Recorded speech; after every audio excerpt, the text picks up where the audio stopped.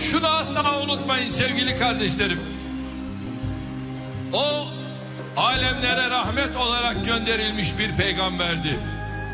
O Yaradan'ın Habibim diye seslendiği efendilerin efendisiydi. O Hatemül Enbiya idi. O son peygamberdi. O Miraç'ta peygamberlere namaz kıldıran imamdı.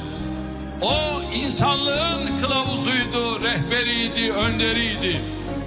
Onu ve ashabını aç bıraktılar. Zulmettiler. İşkencelerden geçirdiler. Tahkir ettiler. Dışladılar. Toplumun dışına ittiler. Dayanamadı.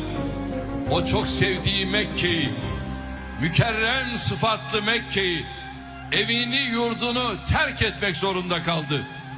Sığındığı bir mağarada yol arkadaşı Hazreti Ebubekir radıyallahu anh Efendimiz onun hüzünlendiğini görünce dudaklarından şu ilahi mesajlar döküldü.